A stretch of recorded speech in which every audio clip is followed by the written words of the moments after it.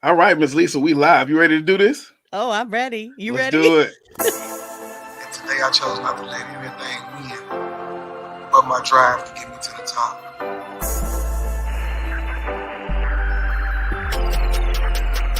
Frank Lee made the beat.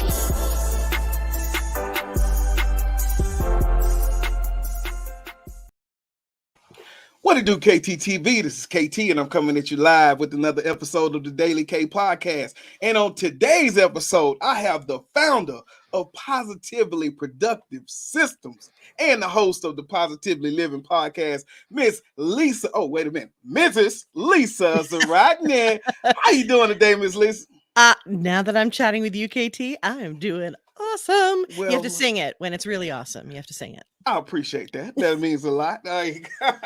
So I'm honored to have you tonight. Like I say, just coming off the vacay. Mhm. So I appreciate you jumping in with us on the uphill climb of the week. Hey. This is true. This is true. But I love having these conversations. So for me, this is another treat. Yes. Well, on Wellness Wednesday, it is only right that we check in first. So how have you been doing, especially in New York, where there's a lot going on with the cars, etc. During the Mhm. pandemic and all of the craziness? How you doing up there?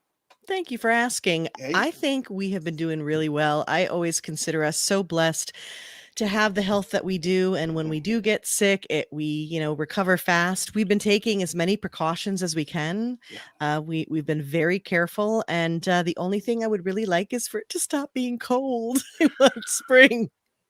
Look, we're in Houston, so I want to say shorts for Christmas, all this good stuff. We thought Yeah. it was over, and Yeah. I think it was like 30 something last week. So I'm with you. It's crazy.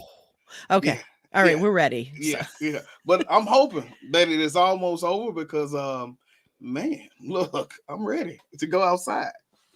same. So jumping into tonight, productivity, less is more. Mm. So much of what we talked about, and so just jumping and thinking about me and even how I frame tonight. I always believe that to have organization as a businessman, like I that I had to let go of some of the essentials, to make the business go, which is what I talked about. So for you, talk to us about that background and how giving up some of those essentials kind of led you to the time and stress management field. Yeah, I think it's very common for us to feel like, well, you have to let go of some things. And I'm not saying that there aren't choices to be made, but my background and really what drove me to what I do today is being a caregiver for my mom. And I cared for her for nearly 5 years while she had Alzheimer's. And I did this while pregnant twice and then having a baby and an infant, or an infant and a toddler, I should say. So it was, this is challenging because I'm a pretty upbeat person and I Yeah. see the silver lining in all of it. Mhm. But it was a difficult time, so difficult. And I lived in survival mode, and I know we can all touch upon that at some point in our lives and maybe even right now, and if so, my heart goes out to you. But I was in survival mode, just trying to get from one point to the next, just trying to get through the day. And when I was able to step away from that, when she no longer needed my care, and I looked around, my first instincts were what we normally do. What do I do next? What do I fit in next? What do I do, right?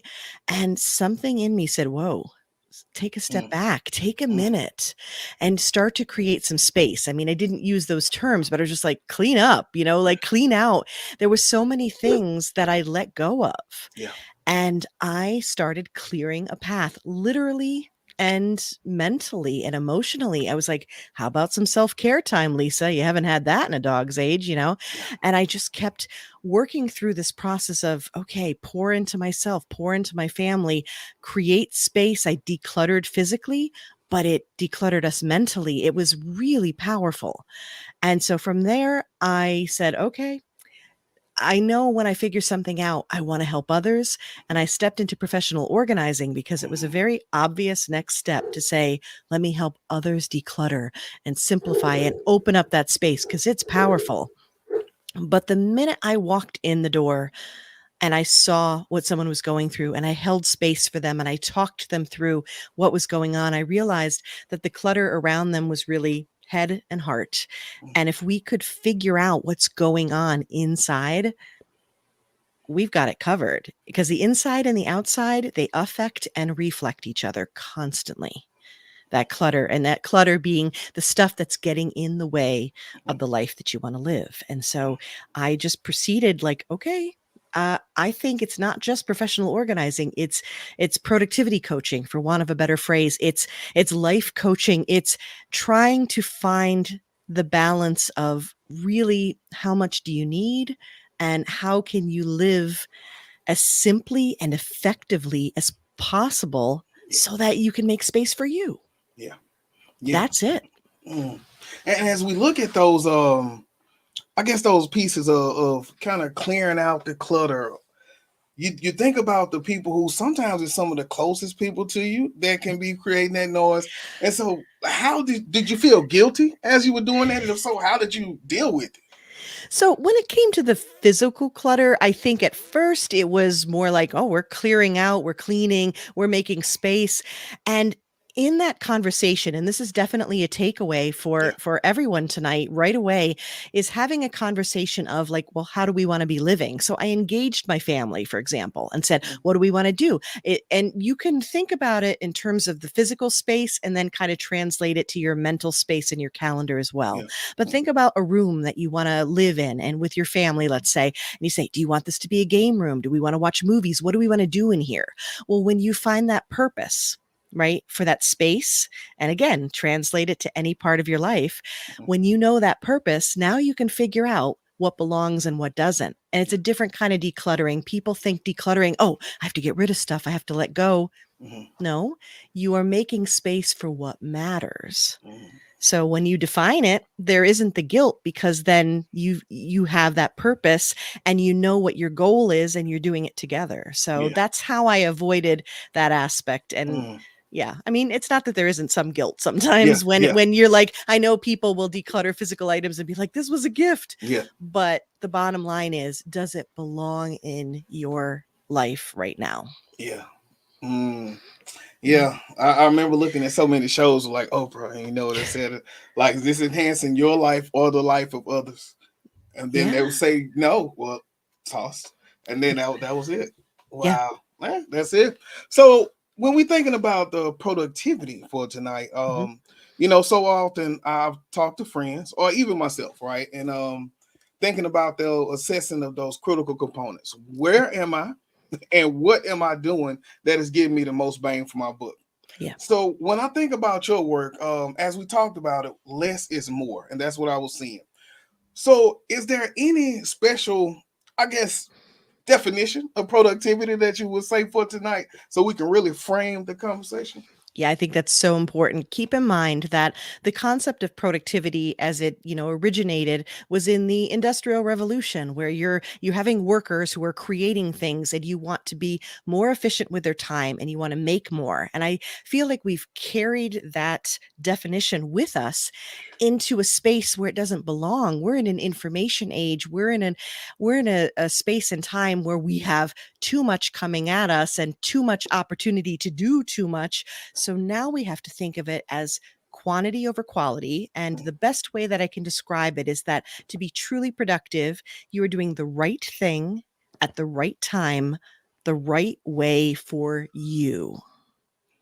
Man, that is, that that, that makes me talk about self-awareness, because Yeah. understanding that everything starts with that mindset. Yeah. As we get caught up inside of the lives, the job, we have those breakdowns. And I think it's because of that mindset and that self-awareness that we never connect to say, hey, you're at a breaking point, like stop, but you push, push, push. Yeah. So how do you, when you're coaching clients or when you're talking, do you connect the self-awareness to the productivity? Okay, so the first thing is to pause and actually acknowledge that this is happening, to acknowledge the fact that we have a hustle culture and that busy becomes the thing. I call it the busy badge of honor. How you doing? I'm busy. Man. I asked how you're doing, not like, and it's this connection that we have to our identity. It's this idea that, well, if I'm not doing things, if I'm not active, then I don't have value. I'm not bringing value. And then you get caught up at, first of all, habits, right? So easy to create because it's that repeat pattern all the time. And then you're going so fast and so hard that you're not taking time to reflect. You're not going to catch it at first. So, our first step, you're having this conversation right now. We're talking together. Let's take a deep breath, everybody. What are you doing? And does it connect back to your purpose, to your values? Start thinking about what matters to you. Are you doing this because it's habit, because you're obligated, because it's just what you've always done, it's tradition? Or are you doing this because it connects with you and what you want to be doing and what you're meant to be doing? Yeah. And the Right? thing is, I know so many people who are doing it just because of habit or just because my parents did it. And so then that's life to them. Yeah. I mean, and that's a natural inclination, but I'm here to stop that pattern and say, whoa, let's step back and talk about this a bit. And like you said, the self-awareness part, so many times do we even ask ourselves, what do we want? What matters to us? What works for us? And when you stop to think about it, when you answer those questions, suddenly you can feel where there has been discomfort in your life when something doesn't feel right. On the woo woo side of things, I joke that I'm like half woo on my dad's side. I love the science. There's lots of science behind this. But when we talk about this concept of alignment, it's like, you're trying to do things in an inauthentic way. And all of this ties back to the work that you do, talking about intrinsic motivation, all the things we're talking about tonight, curiosity and challenging ourselves and being authentic. But the only way you can be authentic is to figure out who you are and what you stand for, right? All of that ties in so beautifully together, and that's our first step. But so often we get so busy and so caught up that we don't even take that first step.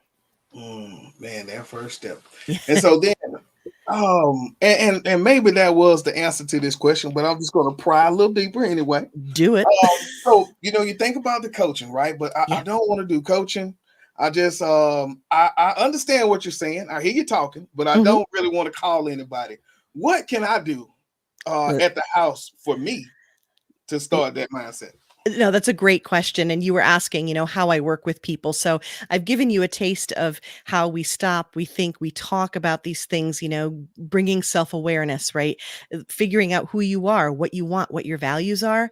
There's so many ways you can do that. First of all, I've made it super easy because I've got tons of free resources, not just the podcast, but I do talk about these things in the podcast. But even on the website, you go to the resources page of positivelyproductive.com, and right on that page, there are a bunch of links you can access immediately to, like, personality quizzes, things like the Big Five that are a wonderful sliding scale of your extroversion and introversion and your neuroticism. And I don't mean that in a negative way, but it means like your I guess, inclination toward worry and anxiety. There's a different set of 5 that go there that I use when I coach. There's Gretchen Rubin's 4 tendencies. There's a VIA strengths challenge. There's a number of them. You can start with those to kind of understand a little bit, like, oh, I'm an introvert, which means I'm going to need more quiet, focused time and recovery. Got it. Then I need to create that space in my calendar. You can try a core values assessment. You can find something online in my free resources library. I have a worksheet. There's so many ways that you can start to explore more about yourself and your inclinations and your tendencies and how you show up in the world, and tons of free resources out there. Yeah. That is it. Yeah. Have you ever taken the True Colors personality test? Ooh, no, that's a new one. I'm adding that to my list. Tell me about that one. Okay, so they have orange, green, blue, and gold. Okay. And so blue being you think with your emotions. The gold person, like organized, seriously. Blue emotions, gold organized, orange, kind of the goofy person. The fun person who always kind of thinking on that tune. Mhm. And then you have the green person. So that's big picture, kind of like the why. They need that why before they move Ooh, person. And so okay. yeah, we use that at work as a matter of fact. So we got it on our badges or either it's outside of your door and it kind of helps with problem solving. How do I want to approach so I mean that's what we do. So just thinking about that. Oh, I like that. And it seems like there's maybe some overlap with Gretchen Rubin's four tendencies. I Mhm. know I happen to be a questioner. There's the rebel, the questioner, the obliger, and the upholder. And it's your internal versus external Yeah. expectations. Mhm. And it helps really with like understanding how you show up. And as a questioner, it needs to make sense to me internally. It needs to meet my values. I need to get all the data. I want to know all the answers.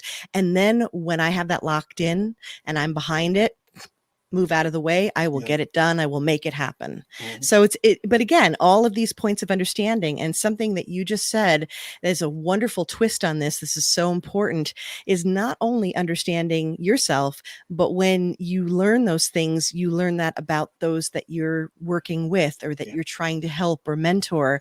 And it creates so much better relationships Mhm. and communication. Yeah, that's what it's about. Because Yeah. crucial conversations are real. Yep. Hey, I got to add one more thing when you're yeah, like, okay, what can we do at home? Well, I yeah, did mention get to know yourself, but the other thing I can say, declutter. And again, I have resources to help with that. I created a framework called the Simple System to help mhm, you create your own system for decluttering. But mhm, the bottom line is, it doesn't matter if it's my system or yeah, another system that you found that worked. The more that you can open up space and like physical breathing room, and even on your calendar too, cut out like time where you take time to mhm, reflect, that you have transition time, buffer mhm, time in between meetings. Write that right there. yeah, That will make a huge difference in how you recover and how you mhm, process and just how you live. yeah. Now you can't get away without telling us about the framework. So Oh, how I'm how in. le- Yeah. how does it and like what kind of problems does it solve for your clients as you break it down to us? Okay, so the simple framework is relating to decluttering specifically, and that's mental and physical, and that's setting yourself up for success, identifying those filters that we were talking about. What are your values? What are your purpose? Matching and pairing, limiting because you only have so much time in the day, you only Yeah, have so much container of your life, and then evaluating and keeping through that loop. The overarching framework that I use for coaching involves the simplicity side of it, that like the simple framework, understanding self, which we talked about. mhm, And then the third component is systems. And you see, I didn't start with that. People are often like, oh, should we use this planner? Or, oh, do you use Trello? Or what kind of email or task management should I use? And we're not starting there. We have to start with you and your values and your goals and what you're trying to achieve and what you're doing already and how it's working for you and all that first. And then we will come up with the systems. And that's the other thing that we can step away doing tonight. And don't be intimidated by the word system. A system can be a simple thing like you connect with someone that you want to have on your podcast, and then you add them to a list, and then you reach out and you bring them on, and then you reach out again and you have a checklist. That's a system. mhm, Right. yeah, So you can do that at home. Think about things that you're doing on repeat that you create as a habit that you may want to tweak. Make a checklist, create a system so that everyone is on board. They're doing it the same way. You're good to go. And yeah, so that's the overarching framework, those three pillars that we do together and we customize just right for you. That's how I work. man, and nothing like a little differentiation. Hey, It's true. so now Nobody's alike. this one is kind of tight Mhm. because we always talk about what gets you from A to B, Yep. self-discipline, right? Yeah. Hey, and so I was looking at the blogs, and so we're talking about the self-discipline with self-care. Yeah. Will you give us a little bit about that blog and show us how do we tie that back to being productive? That's right. It's a blog post and it connects to a podcast episode. And it was the idea that we're talking a lot about the self, right? Self awareness, but we're also talking about advocating for oneself, right? Self care is hugely important. You see phrases like, you can't pour from an empty cup. So if it does matter to you to give to others, remember you're the vessel from which you're giving. You need to care for yourself. And we see it way too often as optional. So, on the self discipline side, it's this idea, we think about self discipline as self mastery and willpower, but I would urge you to think about it as something to apply to protecting you, to protecting your boundaries, to taking charge of what it is that you need to show up your best. That's how it connects to productivity. Man, all about what do you need. I remember I had a radio show, and so each week I would do like these productivity tips, and so we Yeah. talk about meal prepping, or we Yep. talk about like laying out your day before Yeah. workout clothes or something. So um as you go, and I know the picture is so much bigger than those few tips, but how do you keep that check-in going with the clients to even insert small tips like that, or like, is that later in the program, or how's that work? Well, I mean, it can come in earlier as Mhm. long as it, again, ties back to something that they're trying to achieve. There's a specific win, a specific pattern, a specific habit that they need. Yeah. So, keeping in mind, like when we go through, and it's mostly the clutter, if you will, Yeah. of that massive to-do list that you Mhm. have, where it's like it's magical almost, where it keeps getting longer despite the fact that you keep working to check stuff out. Does that sound familiar? Yeah. Okay.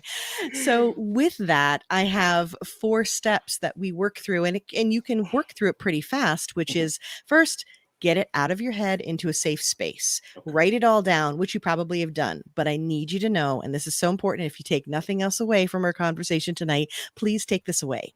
That what we talked about, getting it out of your head, getting it down, is not your to-do list.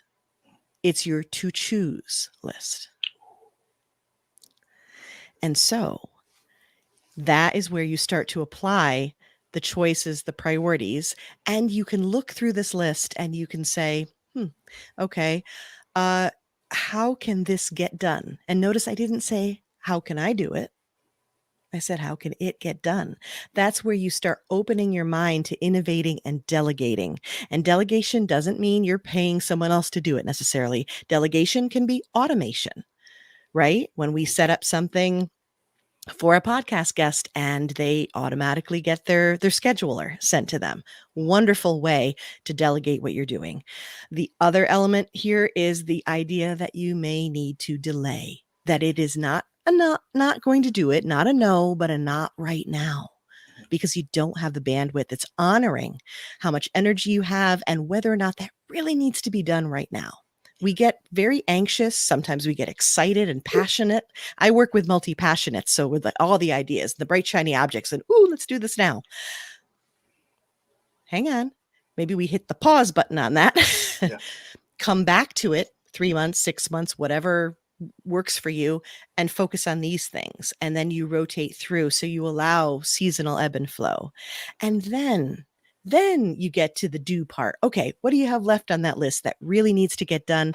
Now you start applying those techniques you're talking about, the 80-20 principle. You talk Yeah. about bang for your buck. That's my favorite, okay? The Pareto principle, that means you can get 80% of the way toward your goal with 20% of the effort. That's incredible. That Right? is incredible. Now, but you only want to apply that to that remaining set of things that really needs to get done. Don't organize what you don't intend to keep. Don't waste energy on the stuff that can be deleted, delayed, delegated. That's the key. That was deep. That was all right. Y'all, we finna close the podcast. Right on. So now looking at these pieces, really that I think that was it. The simple, I was gonna ask about some simple steps to organize the business, but I think you done broke it down to me. Good. Yeah, Oh, it can be that simple. Didn't say it was easy because yeah, you got choices to make, but one step at a time. man, and that's it. You know, we have so much like Ray should say, Choose what's important. Most definitely. That is Yes. it. That's it. Yes. Well said. And so when you think about the work that you do, and Mhm. so I was learning about like value propositions, right? Mhm. So what makes you the coach to choose versus anybody in the time and stress management field? Well, when you talk about productivity the way we have, where we say choosing the right thing at the right time, the right way for you, that's also how you want to choose a coach. So I'm not right for everyone. But if you are a caregiver, if you are trying to balance business and family, if you are multi passionate and you love all the things and you're creative and you want it to be fun and innovative and you want to think differently because you have tried all of the books and the, you know, the answers that are out there that come through as products that say, hey, do this and you'll be productive, and you're like, I did that and I Yeah. feel like something's wrong with me. I'm here to tell you you're not. Yeah. And that is when I'm the right coach for you. We want to have some fun doing this and feel like it really is not that complicated after all, because it's Yeah. not. Yeah. That's who I'm right for. I love having these conversations because now I get to go back. My friends call, like I have so many of these conversations until it's like the things we talk about can just roll off. And Yeah. so when they call, okay, well, what should I do about this? But like now, I feel like this is one of the conversations where I have to go back and say, okay, let me see how to apply this, because between school, between the podcast, between the marketing, the funnels, the everything, it is a lot. It is. But I think you gave me the key on how to manage this thing, Miss Lisa. I love that. Hey, Love so how do we find you? How do we get a hold of a lot of this free stuff that you got for us? Okay, so positivelyproductive.com. And if you go to positivelyproductive.com/resources, but you'll find it right on there if you go to the main page. That will link you to all of those fabulous free resources, the worksheets that I talked about, anything that I mentioned. Positively Living, the podcast, we talk about so many of these things with guests, and I also do solo episodes, walk you through. We talk about those 4 steps for tackling your to-do list. There's an episode about that, and also talk about stress management, and we act on stress management, shall I say, on Instagram, because I make a lot of wacky reels to make you laugh and to make me laugh and to make the point to remind us of what's really important and have fun doing it. So that's positively_Lisa. And I would love for you to come hang out with me over there if you are an Instagram person. So before we go, my last question. Yeah. What is the first or the main key to stress management? Knowing your stressors. Again, it goes back to self-awareness. Yeah. Because not everyone is going to panic about the same thing. There are people I know who would freak at hopping on and having this conversation. And this is like, I'm in my element. Yeah. Whereas if you have stuff that remains on your to-do list that could be just like keep you from sleeping, understanding how to manage, work through that, to set yourself reminders to process that. It's knowing what your stressors are, and then you can figure out how to manage them. That's the key. That's the key. Yeah. I sure appreciate this time tonight, Miss Lisa. I mean, you really gave me some great insight. Really love being able to share this just with the audience, with some of the businesses, entrepreneurs, because we need that information, right? Because it's such a go world. And so any way that you can give yourself a break, you got to find it. It is. Man, well, thank you so much. And amen. I'll look forward to seeing you soon. All right, y'all. This is KT for KTTV signing out. 100. This is Darnell with Broadcast Houston. This is Dr. Tamara Beckford. Hey, this is Candace. This is London Underwood. This is Kirsten Bass with Inner City Greens, and you're watching. Y'all are now tuned in to KTTV. KTTV. KTTV.